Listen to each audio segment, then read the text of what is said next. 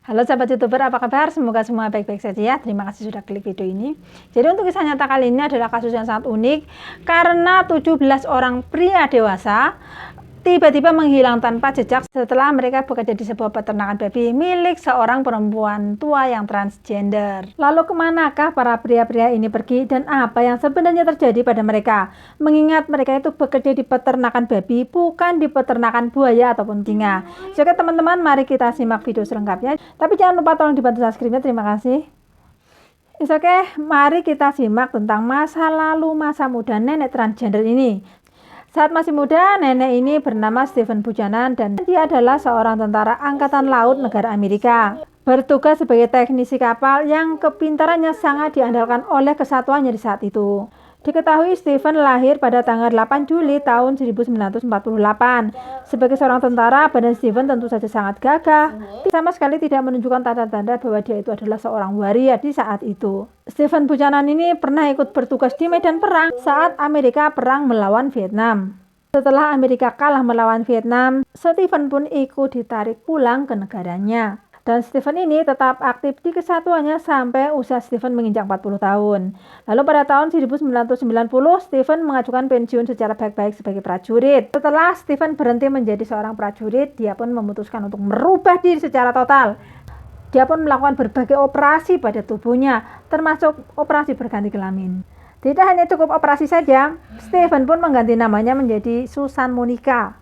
Alasan Stephen melakukan semua itu adalah karena dia bosan menjadi seorang pria. Setelah berhasil menjadi Mbak Susan Monica, setelah berubah kelamin dan semuanya sudah berubah, ternyata masih ada rasa bosan dalam dirinya karena uangnya itu masih sangat banyak. Jadi setelah menjadi Mbak Susan Monica pada tahun 1991, Susan Monica ini memutuskan untuk membeli sebuah ladang yang sangat luas, yaitu seluas 20 hektar di daerah pinggiran kota, tepatnya di River Winder, Oregon. Untuk diketahui ya teman-teman, daerah River ini sangat sepi. Antara satu rumah ke rumah yang lain jaraknya sangat berjauhan. Penduduk sana umumnya itu bekerja sebagai petani dan peternak. Jejak si Stephen Buchanan ini hanya tertinggal pada sidik jari saja. Yang lainnya semua sudah berubah total. Susan membangun sebuah pondok kecil seperti bedeng di atas lahan tanahnya itu. Sebuah rumah kecil tanpa sekat, juga di dalamnya nggak ada furniture sama sekali, hanya satu dipan kecil, satu buah kompor kecil, satu buah rak TV kecil. Bahkan di rumahnya Susan ini juga tidak dialiri oleh listrik, sehingga untuk keperluan listriknya Susan mengandalkan listrik tenaga surya atau solar cell. Setelah itu hari-hari Susan disibukkan dengan mengurus ternak dan juga pertaniannya. Susan memelihara babi, ayam, dan itik. Bila ayam-ayam dan itik-itik itu di kandang di luar rumah, tapi babi-babi itu tinggal di satu ruangan tepat di bawah ranjang yang dipakai Susan untuk tidur. Biarpun Susan Monica ini tinggal di rumah itu, berpindah ke situ sejak tahun 1991, tapi Susan Monica ini baru berkenalan dengan para tetangga pada tahun 2008, tepatnya saat dia berusia 60 tahun. Kepada para tetangganya ini, Susan tidak pernah bercerita bahwa dirinya adalah transgender dan mengaku dia memiliki cucu-cucu yang sangat banyak. Para tetangga menyebutnya sebagai nenek yang sangat dermawan. Karena memang Susan ini sangat suka sekali berbagi, khususnya berbagi makanan kepada tunawisma. Sering sekali Susan ini memotong babinya lalu membagikan dagingnya kepada para tetangga.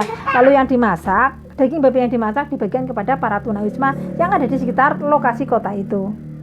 Lalu pada tahun 2012, nenek Susan yang memang sudah merasa semakin tua memasang iklan di situs bernama Craigslist. Craigslist adalah OXL-nya Amerika. Di situs itu Susan memasang iklan yang isinya bahwa dia membutuhkan tukang untuk memperbaiki rumah sekaligus untuk mengurus ladang serta ternak babinya. Iklan lowongan itu pun langsung disambut oleh seorang pria bernama Stephen DeLogino. Sudah beranak 3 berusia 59 tahun. Saat itu kesepakatan pun dibuat. Stephen bekerja membutuhkan rumah Susan sekaligus mengurus babi-babinya. Saat itu Susan mengizinkan mobil trailer yang merupakan rumah bagi Stephen untuk ditaruh di lahan milik Susan. Tapi teman-teman, Stephen ini hanya bekerja kepada Susan selama 3 bulan saja. Setelah itu Stephen itu menghilang tanpa bekas. Lalu 3 bulan setelah Stephen ini menghilang, 3 orang anak Stephen ini datang ke rumah Susan untuk mencari keberadaan.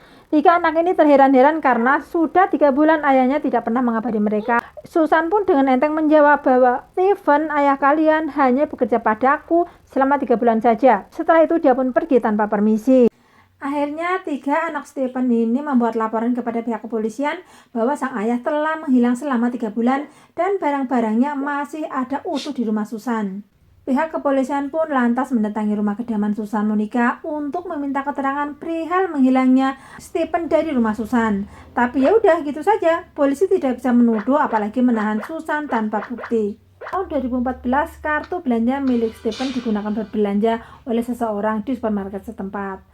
Mengetahui hal itu, pihak kepolisian langsung menyelidiki lewat CCTV. Ternyata kartu food stamp itu terekam terakhir kali dipakai pada tanggal 11 November 2013 jam 3 sore digunakan belanja di Walmart daerah itu. Nah, setelah dicek di rekaman CCTV, ternyata yang menggunakan kartu milik Stephen ini adalah nenek Susan. Tapi lagi-lagi polisi ini pun lelet. Tanggal 11 November ketahuan dipakai Susan, lalu pada bulan Januari baru polisi itu mendatangi Susan untuk menanyakan kenapa hal itu bisa terjadi. Jadi pada Januari itu polisi mendatangi kediaman Susan untuk bertanya perihal kartu food stamp tadi.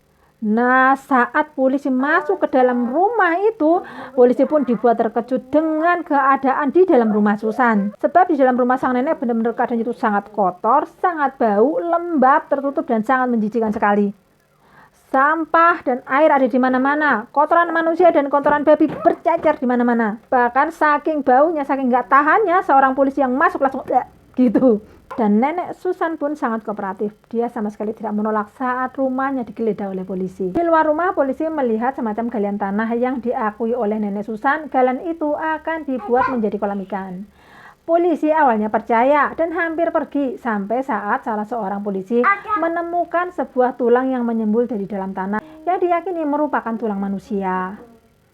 Tapi saat hal itu ditanyakan pada nenek Susan, si nenek bersikukuh bahwa itu adalah tulang babi. Polisi tidak langsung percaya. Polisi mulai menggali di sekitar lokasi yang sama dan menemukan berbagai tulang seperti tulang kaki, tangan, dada, dan lain-lain.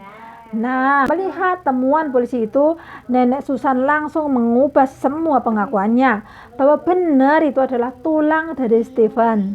Menurut pengakuan nenek Susan, Stephen ini bundir dengan cara mendor kepalanya sendiri. Dan nenek Susan ini hanya sekedar membantu mengubur tubuh si Stephen tadi. Tapi polisi mana mau langsung percaya. Polisi pun membawa semua tulang-tulang itu ke rumah sakit untuk dilakukan autopsi. Dari hasil pemeriksaan dokter, diketahui ada indikasi bahwa tulang-tulang itu adalah hasil dari mutilasi alias terpotong-potong. Serta ditemukan 5 lubang bekas tembak di dalam tengkorak kepalanya. Atas keanehan itu, polisi kemudian menangkap nenek Susan dengan tuduhan menghilangkan nyawa Stephen. Saat diinterogasi, nenek Susan berkali-kali merubah ceritanya.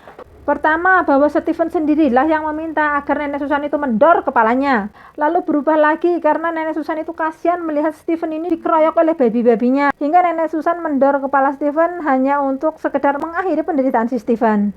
Mendengar keterangan Susan yang selalu berubah-berubah itu membuat polisi curiga jangan-jangan ada korban lain selain Stephen. Polisi pun lalu melakukan pencarian lagi dengan cara membersihkan rumah Susan serta melakukan penggalian lagi di lokasi sekitar rumah Susan.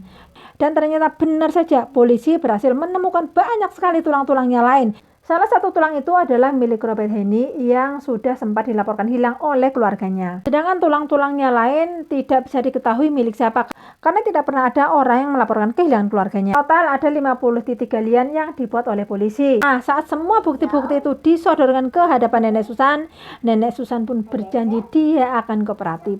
Susan mengaku kalau dirinya sudah mengambil 17 nyawa orang-orang yang bekerja di rumahnya dan minta diringankan hukumannya karena dia sudah merasa jujur dengan kasus ini. Alasan Susan mendor para korban karena Susan ini merasa sangat terhina, merasa sangat marah sebab orang-orang ini, pegawai-pegawai pria ini memaksa Susan untuk melakukan perbuatan yang layaknya adegan film Kakek Sugiono. Jelas pengakuan Susan itu sama sekali nggak dipercaya oleh polisi.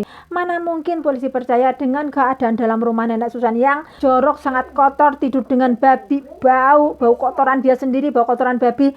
Si pegawai-pegawai ini, si pekerja-pekerjanya ini akan memaksa Susan untuk nafsu dengan Susan dan ingin melakukan perbuatan seperti film ini kakek Sugiono. Polisi sama sekali tidak percaya dengan pengakuan Susan itu. Biarpun terbukti kalau banyak korban yang lain dan juga terbukti dengan pengakuan Susan, tapi yang tercatat dilaporkan sebagai orang hilang hanya 2 orang, yaitu Pak Robert Henny dan Stephen DeLogino tadi. Setiap kali Susan dihadirkan di muka sidang, Susan harus berdandan semenor-menornya dan bergaya selembeng-lembengnya serta semedok-medokinya. Nah, tapi saat masih menjalani masa penahanan dan saat masih menunggu masa sidang, Susan ini pernah bercerita kepada salah seorang teman satu selnya secara bisik-bisik. Menurut Susan, daripada daging para pekerjanya ini dibuang percuma, alangkah baiknya maka Robert dan pemilik tulang-tulang yang lain dagingnya dimasak oleh Susan untuk kemudian dijadikan makanan bagi babi-babi peliharaan Susan.